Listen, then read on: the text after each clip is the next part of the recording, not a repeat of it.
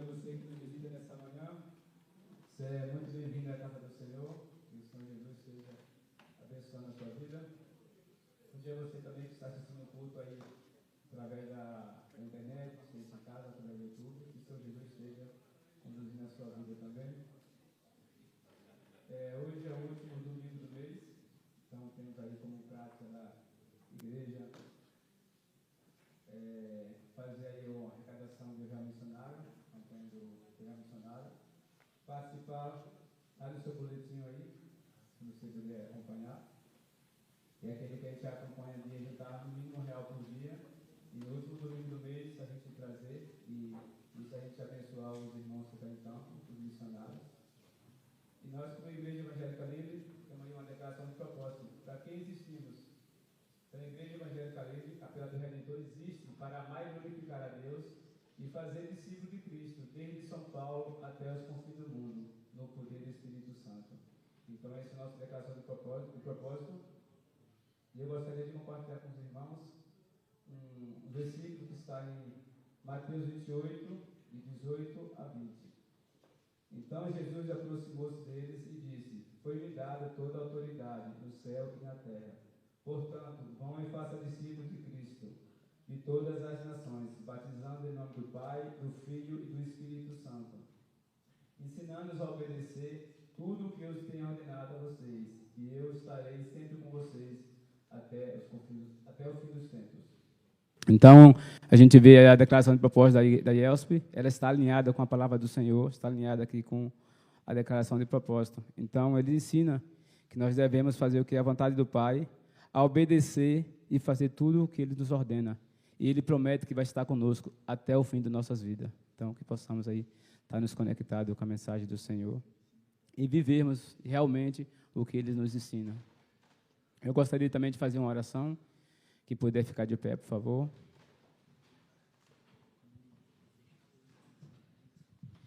Querido Deus, amado Pai, graças te damos, Senhor Jesus, pelo privilégio, Pai, que temos, Senhor, de estarmos na Tua casa, pela liberdade, Senhor, de ser livre, Senhor, livre para Te servir, livre, Senhor, para fazer o que é correto perante o Senhor. Então, pedimos, Senhor, a Tua rica bênção, Pai, sobre nossas vidas, Senhor. Pedimos, Senhor, que o Senhor nos orienta, Senhor, a andar cada vez mais firme no Teus caminhos, cada vez mais firme nos Teus propósitos, Senhor Jesus. Pedimos, Senhor, que o Senhor esteja, Pai, com cada pessoa, Senhor, que entrou por essa porta, Senhor, nessa manhã. Que o Senhor esteja cuidando, Senhor, de cada membro, Pai, da Tua casa, Senhor Jesus. Pedimos, Senhor, por cada pessoa que nos visita nessa manhã, que o Senhor toque também os corações delas, Senhor. Que o Senhor encha elas, Pai, com Teu Espírito Santo, Senhor Jesus. Pedimos por aquelas pessoas que estão em casa nesse momento, Senhor, ouvindo a Tua mensagem, Senhor. Que por algum motivo, Senhor, não pode estar aqui, Senhor, que o Senhor esteja tocando elas também, Senhor Jesus. O Senhor sabe, Pai, a necessidade de cada um. O Senhor sabe, Senhor, a vontade que cada um tem de Te buscar, Senhor. Então, esteja, Pai, com cada uma dessas pessoas, Senhor Jesus. Também eu te peço, Senhor, para aquelas pessoas que estão afastadas, Senhor. Que o Senhor toque os corações delas, Senhor, que ela possa retornar, Senhor, para a Tua casa, Senhor. Que ela possa Te buscar, Senhor Jesus, em espírito e em verdade, Senhor. Que ela possa sentir o desejo, Pai, de estar presente, Senhor, de estar em comunhão com os irmãos, Senhor. Cuida, Senhor, de cada pessoa, Senhor, nesse momento, Senhor. Também te pedimos, Senhor, pelo nosso país, pela nossa nação, Senhor Jesus. Pedimos, Senhor, por cada pessoa, Senhor, por cada eleitor, que o Senhor esteja ali abençoando, Senhor, orientando, Senhor, de acordo com a Tua vontade, Senhor. Pedimos, Pai, as Tuas bênçãos, Senhor Jesus, pela Tua igreja, Senhor. Pedimos que as pessoas, Senhor, possam, Senhor, estar conectadas cada vez mais firmes, Senhor, nos Teus propósitos, Senhor. Fazendo o Teu querer, Senhor, a Tua vontade, Senhor, não a nossa, Senhor, porque somos falhos e pecadores, Senhor. Mas o Senhor é santo, Senhor, só é santo, Senhor, só é digno, Senhor, de toda a honra e de toda a glória, Senhor. E é em Teu santo nome que eu Te agradeço, Senhor. Amém, Pai. Bom dia, queridos. A gente quer cantar algumas músicas com vocês. E antes de cantar, eu queria fazer uma pergunta. Se você que está aí ouvindo aqui o que eu estou falando, se você já é alguém que sente a paz da restauração. Se você já é alguém que sente a paz que Cristo pode te dar. Existe uma grande diferença entre a gente saber que Cristo pode nos dar a paz e viver essa paz. Por isso que eu estou fazendo essa pergunta. Se você já é alguém que verdadeiramente sente essa paz, a paz que excede todo o entendimento, conforme o livro de Filipenses, a paz que guarda o coração, a paz que guarda a mente. Pensa aí se você é alguém que já sente essa paz. Se for, legal. Se não for, quem sabe essa não é uma oportunidade para você realmente viver essa paz verdadeira, não a paz como o mundo dá, conforme o próprio Jesus diz, olha, eu deixo a minha paz e a minha paz eu dou para vocês viverem por ela. A paz que trouxe a restauração é baseada na cruz, porque Cristo morreu, hoje a gente pode sentir paz. Então a gente quer cantar justamente essa ideia, de uma paz que restaura, de uma paz que transforma, de uma paz que literalmente nos alivia e nos faz viver muito melhor em Cristo Jesus. Amém, gente? Então a gente quer cantar uma música que fala sobre isso. Se vocês quiserem acompanhar a gente com as palmas, cantando também, fique à vontade.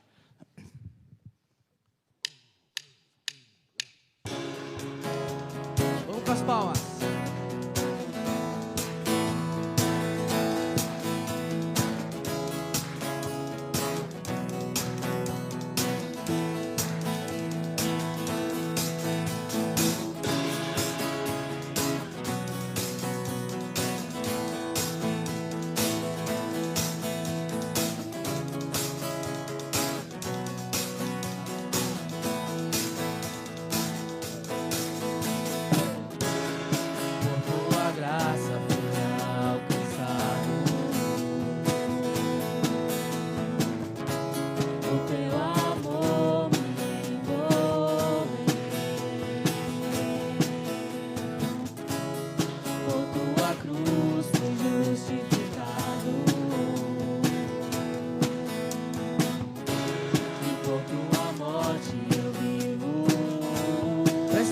Nessa frase que você vai cantar agora. O teu sangue me lavou, sinto a paz da restauração, onde o pecado abundou, engorda perdão. Não merecia mais a tua graça, me alcançou Jesus.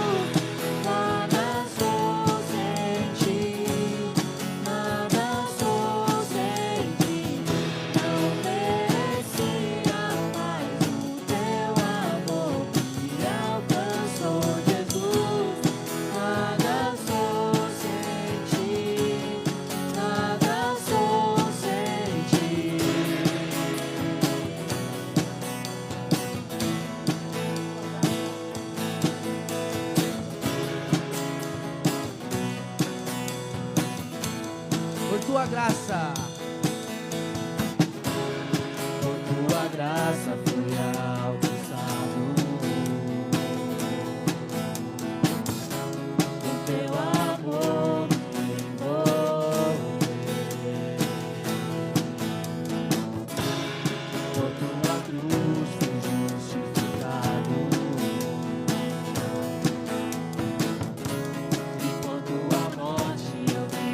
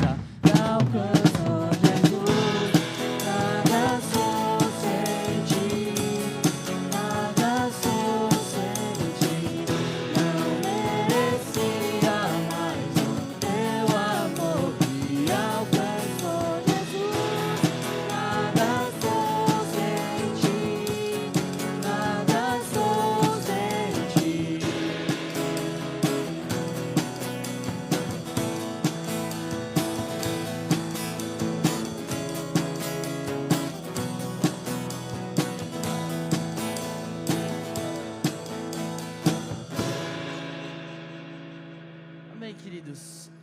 Como o Helenilton já adiantou, hoje é dia de Real Missionário. Então, quando tem Real Missionário, a gente coleta os dízimos e as ofertas agora, na segunda música. Então, eu queria convidar a diaconia, que vai passar aí recolhendo. Também vai ter alguém lá atrás para usar o cartão e tudo mais. Se você veio preparado para isso, fique à vontade. Se você não veio preparado para isso, fique à vontade também. A gente entende que o seu dinheiro nunca vai ser mais importante do que você. Nunca vai ser. Mas a gente também entende que é a nossa ajuda financeira que sustenta o reino de Deus no sentido de igreja, missionários e tudo mais que a gente já conhece. Então, se você está preparado para esse momento, essa é a hora. E como eu já disse, se não, está tudo bem também. Quem sabe numa próxima você pode colaborar.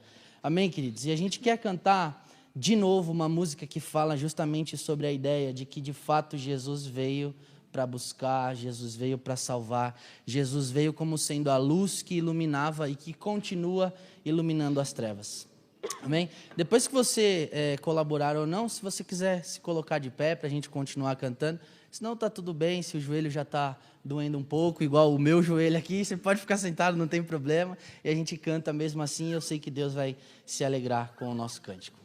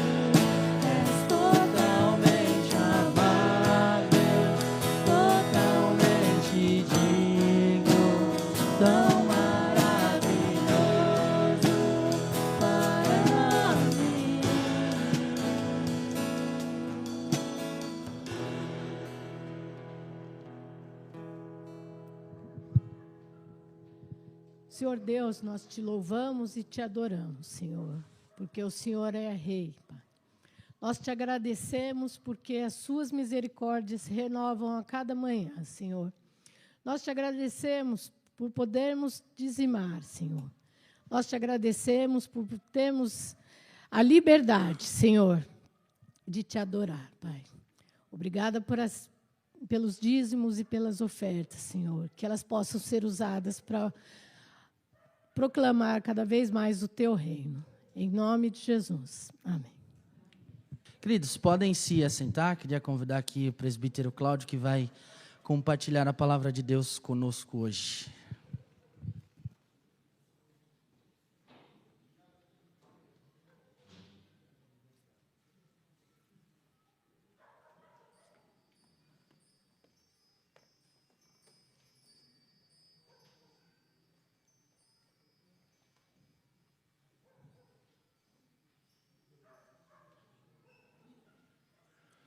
Bom dia a todos. Bom dia, graça e paz do nosso Senhor. Hoje nós vamos... Olha, antes de começar, eu sou muito grato a Deus pelas músicas aí que foram tocadas e cantadas pela Paula e pelo Lucas aqui. Tem tudo a ver com a mensagem, né? E é uma mensagem bastante impactante.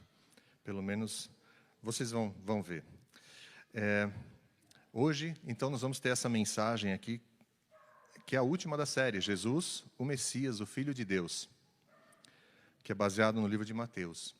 Na próxima semana, nós iremos começar uma nova série, baseada no livro de Paulo aos Romanos. Então, aguardem, teremos novidades. E essa mensagem de hoje, eu acho que é um fechamento muito legal para esse livro de Mateus, e ele é imprescindível, né? Ele foi baseado aqui num estudo que eu fiz aqui sobre um estudo que Hernandes Dias Lopes fez.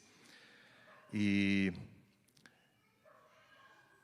dos acontecimentos que nós vamos falar hoje, depende toda a nossa eternidade.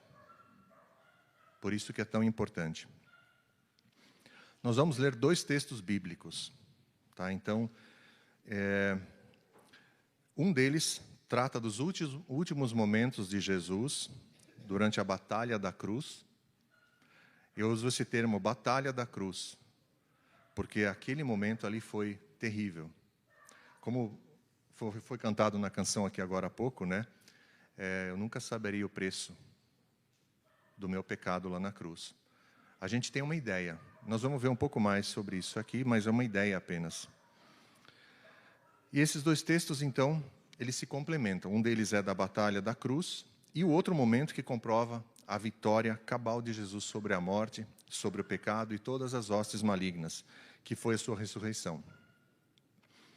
Então, a primeira parte, gente, nós vamos ler, está em Mateus 27, de 45 a 56. Não está no boletim, porque não coube, tá? Eram muitos textos.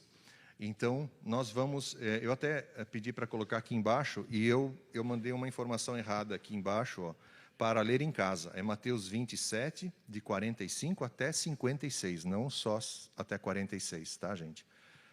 Depois vocês podem ler também em casa, e quem tiver a Bíblia aí, pode acompanhar agora o que nós vamos ler. Então, a partir do versículo 45 de Mateus 27, diz assim: E houve trevas sobre toda a terra, do meio-dia às 3 horas da tarde. Por volta das 3 horas da tarde, Jesus bradou em alta voz: Eloi, Eloi, lama sabachthani, que significa: meu Deus, por que me abandonaste? Quando alguns dos que estavam ali ouviram isso, disseram: ele está chamando Elias. Imediatamente um deles correu em busca de uma esponja, embebeu em vinagre, colocou-a na ponta de uma vara e deu a Jesus para beber. Mas os outros disseram: deixe-no, vejamos se Elias vem salvá-lo. Depois de ter bradado, novamente em alta voz, Jesus entregou o Espírito. Naquele momento, o véu do santuário rasgou-se em 2 partes, de alto a baixo. A terra tremeu e as rochas se partiram. Os sepulcros se abriram e os corpos de muitos santos que tinham morrido foram ressuscitados. E saindo dos sepulcros, depois da ressurreição de Jesus, entraram na cidade santa e apareceram a muitos. Quando o centurião e os que com ele vigiavam Jesus viram o terremoto e tudo o que havia acontecido, ficaram aterrorizados e exclamaram: verdadeiramente este era o Filho de Deus. Muitas mulheres estavam ali observando de longe. Elas haviam seguido Jesus desde a Galileia para o servir. Entre elas estavam Maria Madalena, Maria mãe de Tiago e de José, e a mãe dos filhos de Zebedeu. Curve sua cabeça, vamos fazer só uma oração ainda. Querido Deus, nós queremos te louvar pela tua palavra, por tudo que o Senhor permitiu que ficasse escrito para que nós pudéssemos lembrar do que aconteceu. Esse evento tão importante, Senhor. Ajuda-nos a entender aquilo que o Senhor tem para nós hoje, Pai. Abra os nossos corações, por favor, que a gente seja solo fértil para que o Senhor possa plantar, Senhor, a semente e a semente frutifique, Senhor. Em nome de Jesus. Amém. Esse texto nos fala do momento da cruz. Jesus na cruz. O que é a cruz? Né? Hoje, a cruz simboliza o cristianismo. Sempre que você vê uma cruz, você lembra. Ah, é um símbolo cristão. A gente vê cruz em uma construção, a gente vê uma igreja, a gente vê cruzes, às vezes, espalhadas pelo chão. Geralmente são cemitérios. Né? Então, elas estão ali. Vemos algumas cruzes com Jesus pendurado, outras cruzes vazias, né, como essa atrás de nós aqui. Mas são símbolos que mostram Jesus, mostram o cristianismo. Algumas carregam as cruzes no pescoço, numa correntinha. Teve até um cantor cristão norte-americano, numa tradução assim, livre, ele cantou assim: o que significa essa cruz no seu pescoço? Que mensagem você está querendo passar para mim? Seria ela só uma moda ou ela indica um caminho para dentro da sua alma? Para que você usa uma cruz? Enfim, existem muitas cruzes espalhadas por aí hoje em dia. E as cruzes são bonitas, né? A gente vê, essa cruz é bonita, né? As cruzes no pescoço são bonitas, elas são bonitas. Só que, se a gente voltar na história, né, não tenho nada contra que elas estejam assim bonitas hoje feitas, tá, gente? Por favor. Apenas vamos voltar na história. Até o tempo de Jesus. O que era a cruz naquela época? O que ela significava? Elas só significavam uma coisa. Elas significavam a morte. A cruz significava a morte. E uma morte pior ainda, cruel e degradante. Era a pior forma de punição que se podia dar para uma pessoa. Ela era usada contra escravos, contra estrangeiros e contra criminosos da pior espécie. Porque a cruz proporcionava uma morte cruel, lenta e dolorosa. Os romanos usavam a cruz para aplicar a pena de morte. E os judeus consideravam maldito todo aquele que fosse pendurado na cruz, ou no madeiro, como é chamado também, né? Por isso se diz que Jesus se fez maldição por nós. Como lemos em Gálatas 3:13, não precisa abrir, tá? Diz assim: Cristo nos redimiu da maldição da lei, quando ele se tornou maldição em nosso lugar, pois está escrito: maldito todo aquele que for pendurado no madeiro. E foi num instrumento de tortura e morte desses que o nosso Salvador morreu. A morte da cruz, ela traz pelo menos 2 tipos de dor. Um é a dor física. Uma dor é a dor física. A pessoa, ela ia morrer de cãibras, asfixiada ou por hemorragia por causa dos ferimentos. Se a pessoa não morresse pelo sofrimento causado pela tortura, os soldados romanos iam lá e quebravam as pernas da pessoa para que a asfixia terminasse com a vida da pessoa. Então a gente vê, é um instrumento terrível. A outra dor que a cruz causava era uma dor moral, uma dor emocional, uma dor espiritual. Pois a pessoa, além de estar ali exposta, né, porque ela ficava nua, né, não com aqueles panos que a gente vê nas figuras, ela era zombada pelas pessoas que assistiam àquele ato horrendo. E provavelmente pela cabeça da pessoa passavam todo tipo de pensamentos, de rejeição, de remorso, talvez arrependimento pelo que fez. E as pessoas zombavam de Jesus também. A gente vê no Evangelho de Marcos, os 4 evangelhos falam desse evento, né? E a gente vai usar alguns evangelhos também, algumas outras passagens, para mostrar o que as pessoas diziam. Em Marcos 15, 31 e 32 diz assim: da mesma forma, os chefes dos sacerdotes e os mestres da lei zombavam dele entre si, dizendo: salvou os outros, mas não é capaz de salvar a si mesmo. O Cristo, o Rei de Israel, eles diziam: desça da cruz, para que vejamos e creiamos. Os que foram crucificados com ele também o insultavam. Agora, no caso de Jesus, havia 2 agravantes. O primeiro é que ele era inocente. Ele estava condenado à morte numa cruz, sendo inocente. E o segundo é que ele era filho de Deus. Ele estava ali para morrer pelos nossos pecados. Ele estava ali pagando o preço pelos nossos pecados. E a gente vê que Satanás estava fazendo de tudo para que Jesus descesse da cruz, para que Jesus desistisse da cruz. Essa era a intenção. Por isso também essa zombaria aqui das pessoas no final. E se Jesus tivesse descido da cruz, se Jesus tivesse saído, não tivesse sofrido esse castigo, tudo estaria terminado para nós. Não haveria salvação para nós. Nós estaríamos eternamente perdidos. Conforme nós lemos no começo aqui, no verso 45 diz assim: e houve trevas sobre toda a terra, do meio-dia às 3 horas da tarde.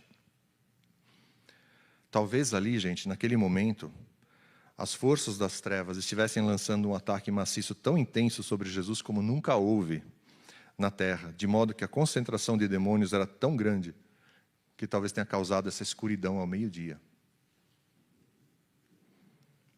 Conforme Hernandes Dias Lopes diz, a escuridão simboliza, abre aspas, a escuridão simboliza o julgamento de Deus sobre o nosso pecado.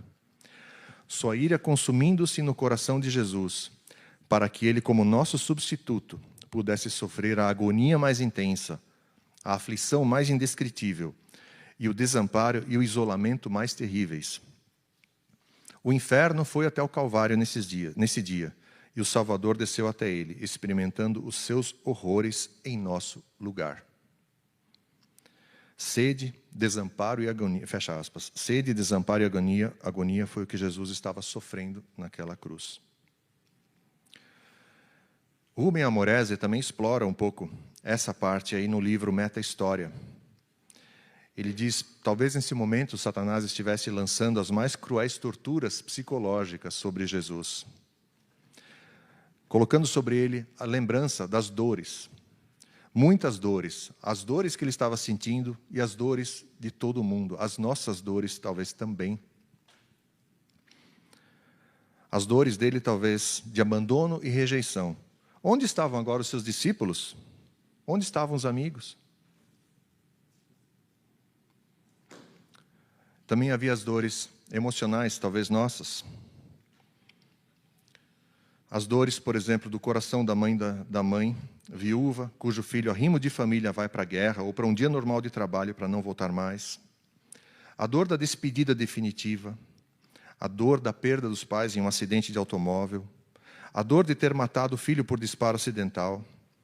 A dor da solidão de quem não consegue ter amigos.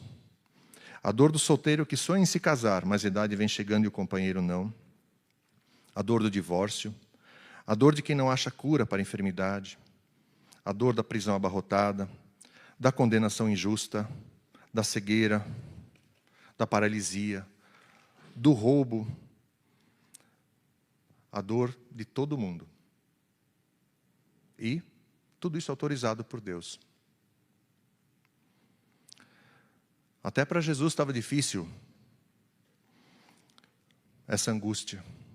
Tanto que ele bradou em alta voz: Deus meu, por que me abandonaste? Isso a gente vê no verso 46. Porém, depois disso, o sol voltou a brilhar. Não fala nessa passagem, mas o sol voltou a brilhar. E se nós vemos o verso 50, a gente vai ver que depois de ter bradado novamente em alta voz, Jesus entregou o Espírito. Aqui no livro de Mateus, fala apenas que Jesus bradou em alta voz. Mas textos de João e de Lucas nos dão mais detalhes desse brado. E esse brado continha as palavras de vitória de Jesus. Está consumado, foi uma delas, em João 19:30. E Pai, em tuas mãos entrego o meu espírito, em Lucas 23:46. Por isso, a gente deve entender esse último brado de Jesus como o momento de triunfo. Ali Jesus triunfou. Ele havia concluído a missão para a qual ele tinha vindo. Ali ele tinha encerrado a missão dele. Naquele momento, ele pisou a cabeça da serpente. E assim ele triunfou sobre o diabo e todas as hostes malignas. E com isso, ele nos comprou de volta para Deus. Ele pagou o preço do nosso resgate, pela nossa vida, que era a vida dele em nosso lugar. As pessoas podem até pensar que Jesus morreu como um mártir. Eu já ouvi isso, mas isso não é verdade. Ele morreu como um vencedor. Mas como morreu como vencedor? Ele morreu. Gente, ele não morreu pela tortura da cruz. Ele voluntariamente deu a vida dele. A gente pode ver em João 10, 17 e 18, onde ele diz: por isso é que meu Pai me ama, porque eu dou a minha vida para retomá-la. Ninguém a tira de mim. Eu a dou por minha espontânea vontade. Tenho autoridade para dá-la e para retomá-la. Esta ordem recebi de meu Pai. E no momento em que Jesus entrega seu Espírito, as trevas acabam. O véu do templo que separava o santo do lugar santíssimo no templo, que era um lugar especial, onde o sumo sacerdote só podia entrar uma vez por ano, esse véu que havia lá, ele se rasgou de cima a baixo. Significando o quê? Significando que o caminho para Deus agora estava aberto, por meio da morte de Jesus. E com isso, estava abolida toda a lei cerimonial judaica. O resgate pago por Jesus é válido para todos os seres humanos, sem distinção. O sacrifício de Jesus foi perfeito e nunca mais precisa ser repetido. Além disso, aconteceram outras coisas em Jerusalém. Houve um terremoto que fendeu rochas e abriu sepulcros. Muitos mortos ressuscitaram, entraram em Jerusalém e apareceram a muitos. Esses acontecimentos foram tão impressionantes que até um centurião, o texto relata, um centurião romano e os seus soldados que estavam ali, naquele momento, quando Jesus entregou o Espírito, reconheceram que Jesus era verdadeiramente o Filho de Deus.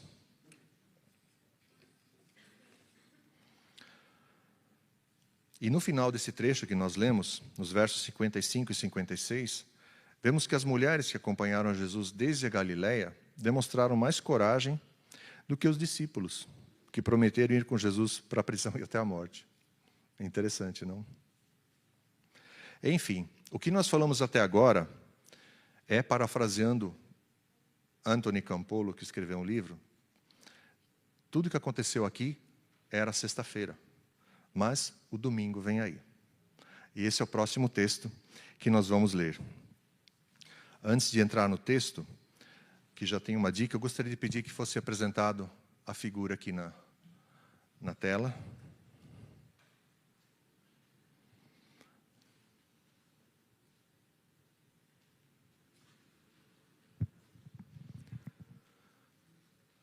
Alguém já assistiu esse filme? Ressurreição. Conheça a história que mudou o mundo através dos olhos de um homem incrédulo.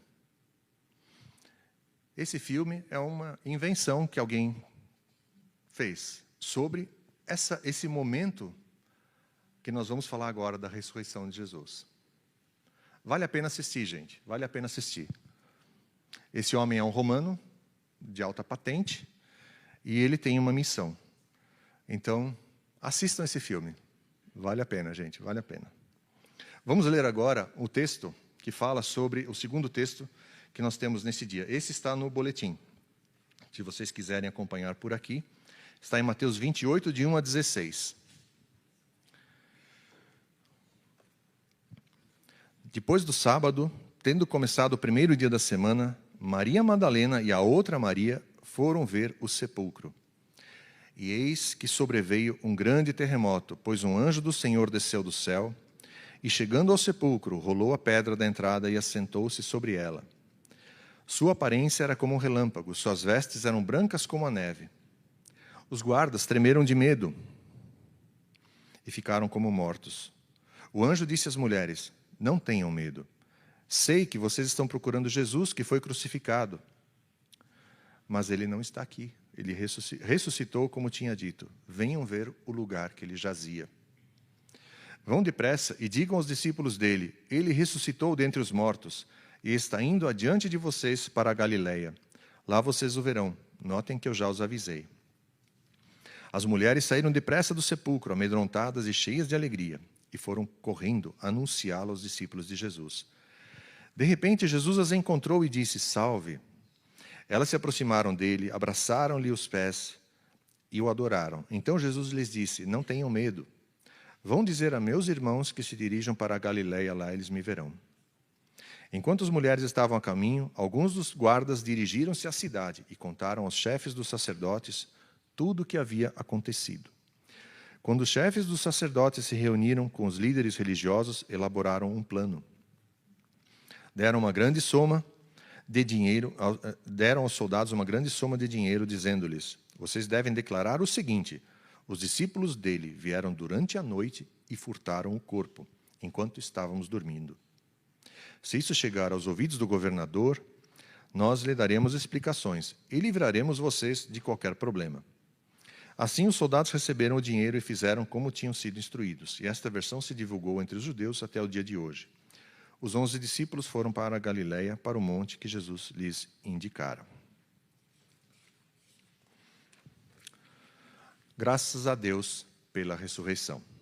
Graças a Deus pela ressurreição de Jesus. Porque a ressurreição de Jesus é a prova de que o sacrifício que ele fez na cruz foi eficaz. A ressurreição é a evidência também de que nós um dia iremos ressuscitar. Por isso que nós pregamos sobre o Cristo ressuscitado. Ele não está mais na cruz, ele não está mais no túmulo. Ele verdadeiramente ressuscitou. Com isso, com a ressurreição, a história da Páscoa não termina com sentimento de luto, mas de festa, porque esses acontecimentos ocorreram nessa época de Páscoa.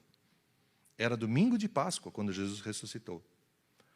Então, todos que estavam de luto pela morte dele na sexta-feira, nesse dia puderam festejar. Nós não pregamos um Cristo que viveu e agora está morto. Nós pregamos um Cristo que esteve morto, mas que agora vive pelos séculos dos séculos. Eu lembro de ter assistido um filme, há muitos anos atrás, com Antônio Bandeiras. Esse ator, acho que muitos aqui devem conhecer, né?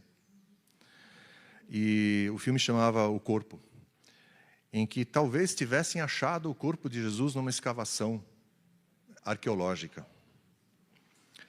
Eu não vou contar o filme aqui, mas eu lembro de uma cena em que o personagem de Antônio Bandeiras, que era uma autoridade do Vaticano enviada para investigar esse acontecimento, diz assim,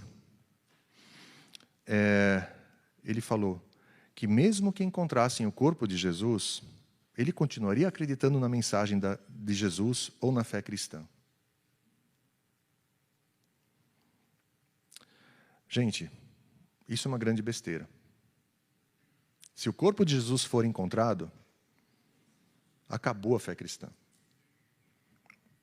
Acabou. Por isso, a ressurreição é tão importante. Sem a ressurreição de Jesus, o cristianismo seria uma religião vazia e sem esperança. Como disse o Hernandes Dias Lopes, um museu de relíquias do passado, apenas isso. Se a gente abrir em 1 Coríntios 15, de 13 a 19, a gente vai ver. Isso vocês podem ver aí nas suas Bíblias. Que, em primeiro lugar, se a ressurreição não aconteceu, a nossa fé, em primeiro lugar, é vã. Em segundo lugar, a pregação é inútil. A nossa esperança é vazia. Nosso testemunho seria falso. Nossos pecados não seriam perdoados. E seríamos os mais infelizes dos homens.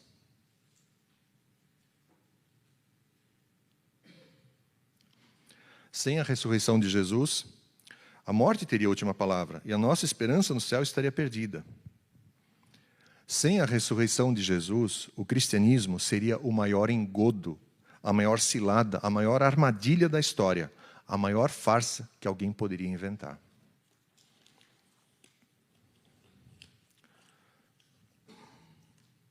Os mártires e todos aqueles que morreram acreditando que Jesus ressuscitou teriam morrido por uma mentira. Mas, de fato, Jesus ressuscitou. A grande diferença entre o cristianismo e todas as outras religiões desse mundo é que o túmulo de Jesus está vazio.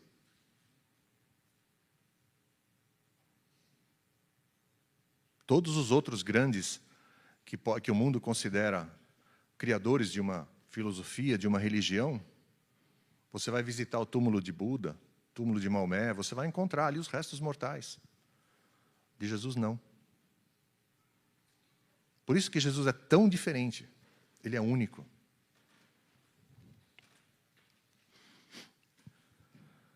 E a ressurreição, ela tem 3 aspectos importantes aqui, conforme Hernandes Dias Lopes destaca. Primeiro, que é um fato histórico. Muitas tentativas foram feitas com o intuito de destruir esse fato. Isso começou já no texto que nós lemos, quando os soldados são instruídos a dizer que os discípulos vieram e furtaram o corpo durante a noite. Ali foi a primeira mentira lançada a respeito da ressurreição. E muitos outros argumentos e narrativas foram inventados ao longo dos séculos.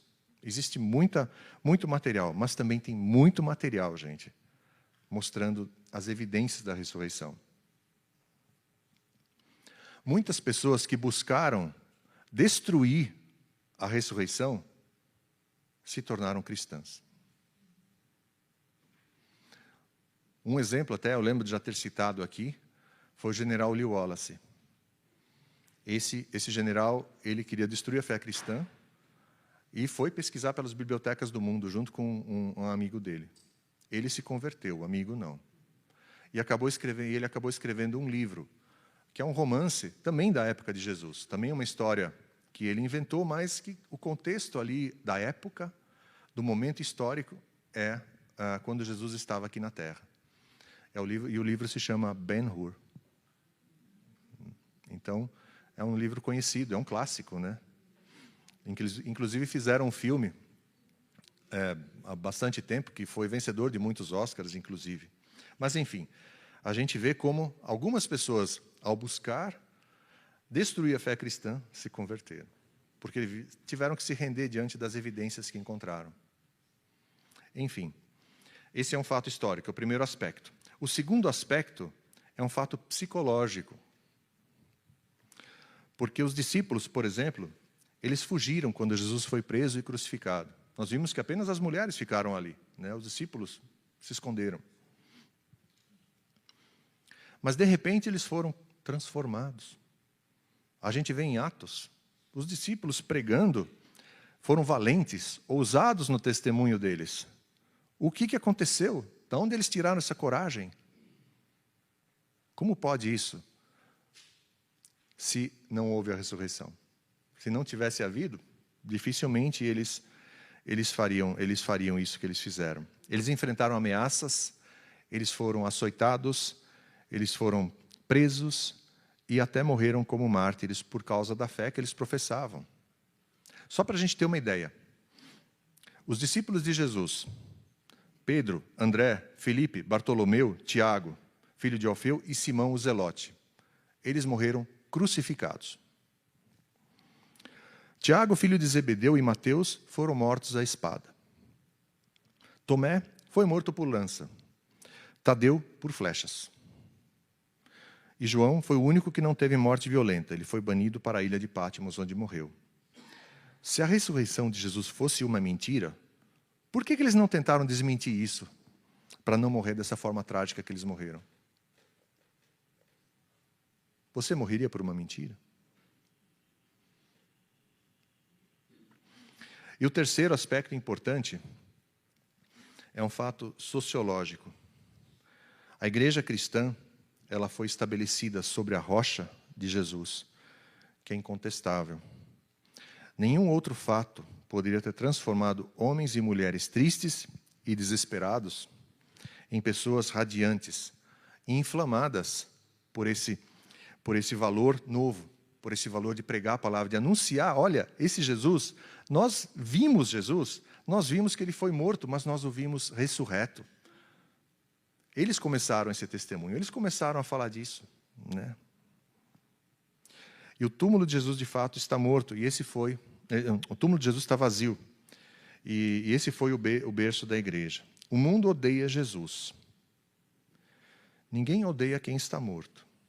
A oposição hostil a Jesus é porque ele está vivo. E ele vai voltar.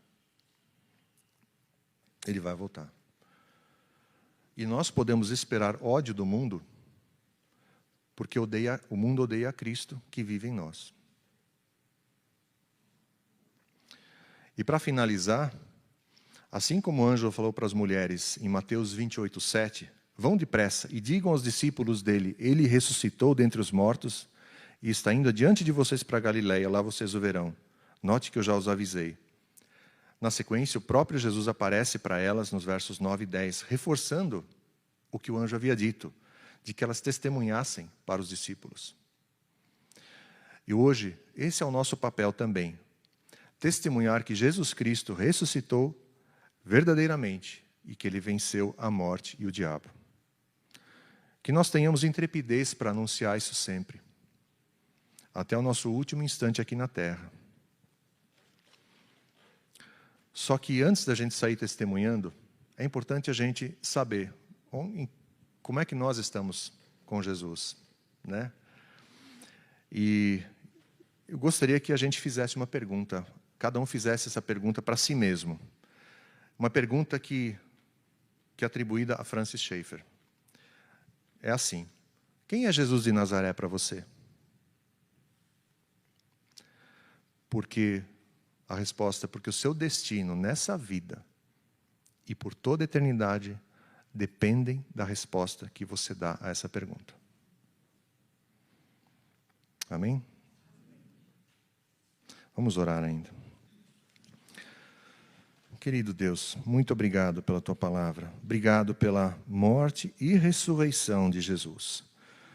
Na morte Ele pagou, Senhor, com sofrimento indescritível. Pagou um preço altíssimo que nós não conseguimos sequer avaliar direito, Senhor.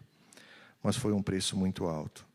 Mas nós somos gratos a Ti, Senhor, pela morte e pela ressurreição. A ressurreição é a prova de que tudo aquilo que Jesus fez realmente é verdade.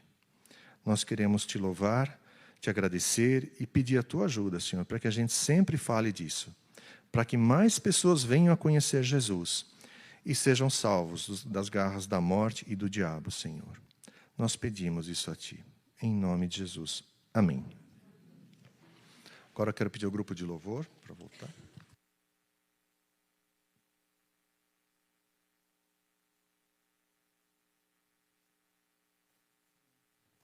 Obrigado, Cláudio. Louvado seja Deus. E é impressionante pensar como a morte de um trouxe vida para muitos. Isso é muito, muito, muito importante. A gente quer continuar cantando que de fato Jesus venceu a morte, a tumba está vazia e tudo que falem diferente disso é mentira. A gente acabou de ver aqui o que de fato é a verdade. Então a gente quer cantar e também já chamar o Irineu aqui à frente, que vai estar com a caixinha. Todo domingo do mês a gente tem a prática de coletar o nosso real missionário, que surgiu com mulheres na Índia que juntavam um pouquinho de arroz em cada dia e no final elas entregavam ali na igreja e aquele arroz era usado para diversas coisas. Então aqui a gente tem a prática de juntar R$1 por dia durante o mês, e aí ou dá 30 ou dá 31, e dependendo do mês dá R$29. E aí no fim se coloca aqui, a gente envia diretamente para missionários que a igreja tem apoiado há tanto tempo. Então esse é o momento para isso. Uma vez ao mês nós fazemos isso. Então se você veio preparado, fique à vontade. Pode colocar aqui enquanto a gente canta mais uma música juntos.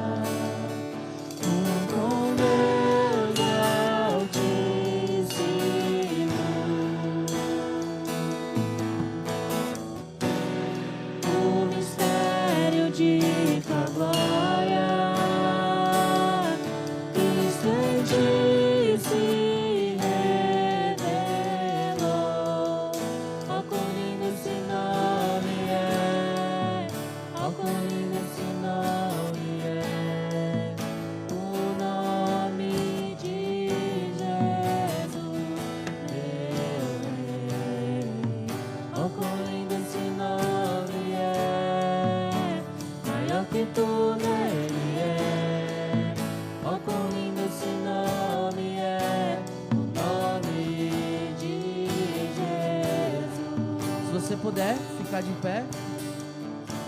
Deixou o céu para buscar-nos, veio para nos resgatar.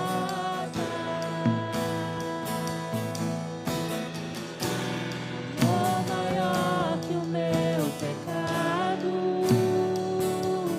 nada vai nos separar. Oh, quão maravilhoso é, oh, quão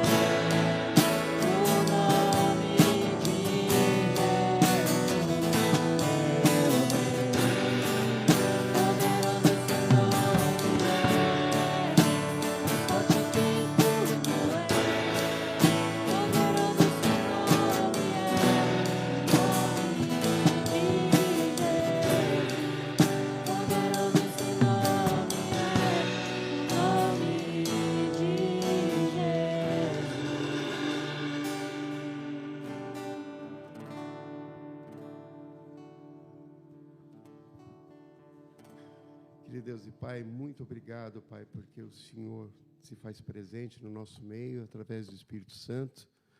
E, Pai, a ressurreição é uma realidade para nós. Nós cremos, Senhor, que o Senhor morreu ali na cruz, mas ressuscitou e vivo está, Pai. E a nossa esperança está no Senhor. Obrigado, Pai, pela vida de cada irmão que pôde chegar aqui nessa manhã. Que nós possamos, Senhor, ter sempre essa possibilidade de estarmos congregando, estarmos tendo comunhão uns com os outros, te cultuando e te louvando, Senhor. Muito obrigado por essa possibilidade.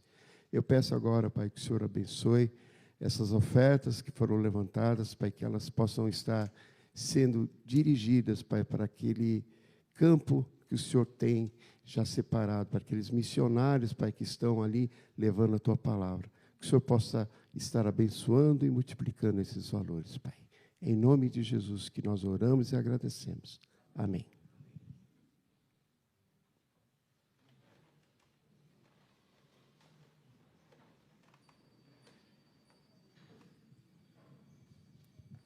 Irmãos, estamos chegando ao final de mais um culto, mas não é o final, é o começo da mensagem da nossa semana.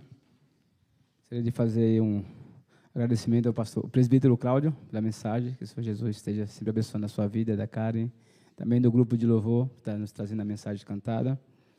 E tem um aviso aqui, um convite que tem dentro do boletim, aí de cada um que pegou, que são dos Dia das Crianças. Então, dia 12 de outubro, teremos aí uma atividade na IELSP com as crianças.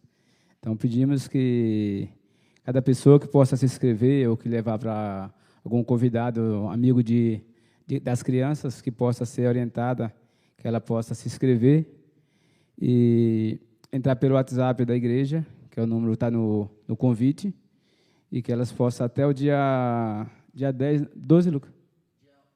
Até o dia 8, para estar avisando para que a equipe se prepara para receber. E eu também gostaria de agradecer aos visitantes que estão nos visitando. Gostaria de agradecer aqui nossas amigas aqui do prédio, que estão nos visitando hoje, que o Senhor Jesus esteja abençoando elas aqui também, a cada um de nós. Mas temos algumas atividades que acontecem na nossa igreja aí durante a semana. Então, segunda-feira à noite, às 19 horas, tem o vôlei feminino, que elas se encontram na quadra para brincar o esporte e também compartilhar um pouquinho da palavra do Senhor.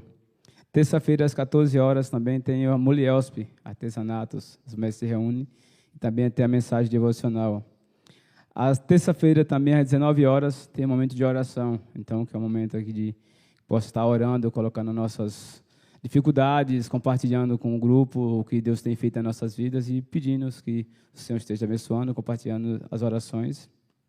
Quarta-feira, às 19h30, tem o grupo familiar online, que pela plataforma Zoom, a Paula solta o link e quem queria participar é só acessar.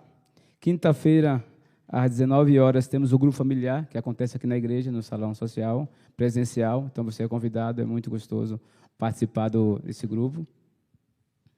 Sábado, às 17 horas, temos os jovens e adolescentes. Então, eles se encontram também aqui no salão social, eles têm um momento de jogar, de brincar, se divertir, mas também tem um momento de compartilhar a mensagem do Senhor. E domingo, às 9 da manhã, teremos a nossa EBD. Graças a Deus pelos nossos professores que Deus tem aí capacitado cada vez mais para nos estar nos ministrando aí a mensagem do Senhor. E como é bom a gente participar do grupo, e ali que a gente tem dúvida, a gente pergunta, é diferente do culto, a gente escuta, mas não pode perguntar. Mas lá a gente pode tirar nossas dúvidas. E como Deus tem usado o pastor Klaus, o Cláudio, o presbítero Cláudio, o pastor Lucas, para nos trazer a mensagem ali, que possamos ali estar sempre firmes nos propósitos do Senhor. E domingo, às 10h30, temos aqui o nosso culto, onde nos reunimos como irmãos aqui. Temos esse momento assim momento para compartilhar a mensagem do Senhor, de ouvir a mensagem do Senhor, e um momento de comunhão também com o Senhor.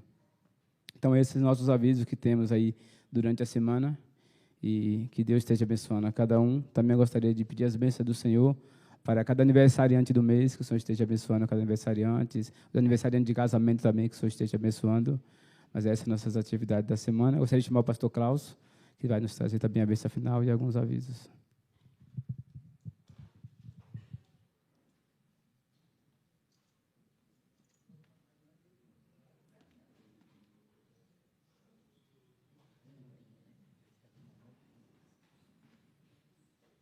Bom dia a todos. Eu trago saudações da Assembleia Geral das Igrejas Evangélicas Livres. Tivemos a Assembleia agora, há 2 semanas atrás, na Grécia, e tivemos muitas representações de muitos países, e se filiaram as Igrejas Evangélicas Livres no mundo, a Igreja Evangélica Livre de Tajiquistão, da Ásia Central. Também ficamos muito contentes com a filiação da Federação do Líbano. O Líbano tem experimentado um crescimento do Evangelho muito grande, principalmente no meio refugiado. Então, enquanto há tanta pobreza, tanta dificuldade, a palavra do Senhor tem crescido na dificuldade. E também uma nova federação, que é das Filipinas. Então, a gente nota a expansão da igreja pelo mundo todo. E se levantamos aqui esse real missionário, é justamente porque Deus nos deu uma responsabilidade, como diz a nossa declaração, que vai além da nossa igreja local. Então, muito obrigado pela sua participação em missões mundiais. Temos uma responsabilidade. Também, infelizmente, várias federações tiveram seu visto não autorizado para vir até a reunião. Notamos no mundo inteiro radicalização, notamos um ambiente de guerra, um ambiente de dificuldade, e como é difícil unir pessoas do mundo inteiro num lugar só. Por quê? Porque nosso mundo passa por uma polarização muito grande. Mas em meio a essas dificuldades, a Igreja de Cristo cresce. E é na dificuldade que a Igreja de Cristo cresce. E um dos motivos também para orarmos é pelo Brasil. Nós vivemos, sem dúvida, momentos de muita polarização política. E também nós como família, e nós somos família, somos irmãos e irmãs em Cristo, nós temos as nossas diferenças, às vezes, quanto à opinião política, e temos as nossas opiniões, mas vamos lembrar que, em primeiro lugar, somos família. E meu irmão, a minha irmã não tem a obrigação de pensar como eu penso. E minha irmã e meu irmão precisam também serem respeitados nas diferenças. E aí vem o grande desafio que, como família, para vivermos, apesar das diferenças, vivermos o amor de Cristo na prática. E, sem dúvida, nós queremos o melhor para o nosso país e temos nossas opiniões. Mas vamos lembrar um pouco da nossa história. Nós somos Igreja Evangélica Livre. Originalmente, esse livre vem do conceito independente. E o conceito independente vem do quê? Vem independente do Estado.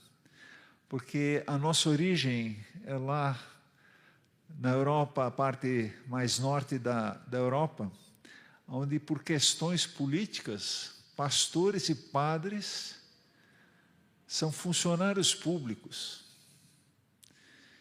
E como funcionários públicos, eles tinham que ter uma opinião política muito clara, porque eram funcionários públicos. E aí entrou realmente muita coisa errada na igreja, porque para ser pastor tinha que ter apenas um diploma de teologia. Não precisava nem acreditar em Deus. E aí alguns irmãos disseram não. A nossa finalidade não é política, a nossa finalidade é existirmos como corpo de Cristo e seguirmos o ensinamento do nosso Senhor Jesus Cristo e proclamar o amor de Cristo, independente de situações políticas, porque nós somos família, somos unidade. E o que nos une é o Senhor Jesus. E como vimos na escola dominical hoje, né?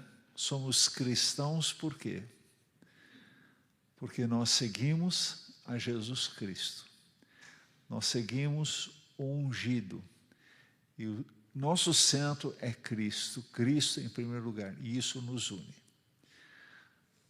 As diferenças, a gente é desafiado a tratar com amor. Unidos na essência. E as diferenças, a gente trata com amor. Amém? Mas temos como grande ministério e desafio realmente orarmos pelo nosso país. E nós sabemos que o coração do rei está nas mãos do Senhor. Amém? Vamos ficar em pé. Senhor, e nesse momento, nós pedimos que a graça do Senhor Jesus, o amor de Deus o Pai e as consolações do Espírito Santo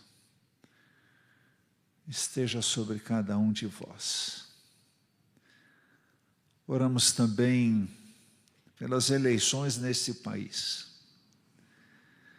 Pedimos que se cumpra a sua vontade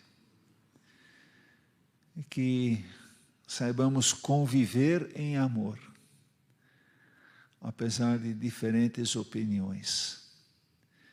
E, ó Pai, nós oramos para que haja paz, porque na paz o Teu Evangelho cresce. E nós oramos e continuamos a orar. Faça do nosso país um país que envia missionários. Faça do nosso país um país de onde emana mensagens de redenção. Faça do nosso país uma nação abençoada pelos irmãos e pelas irmãs, pelo testemunho de vida, pela palavra de graça e amor, pelo procedimento correto, pelo amor apesar da diferença. Isso nós oramos agradecidos, em nome do Deus Todo-Poderoso, Deus Pai, Deus Filho e Deus Espírito Santo. Amém e amém. Um bom domingo a todos e que Deus os acompanhe nessa nova semana. Amém.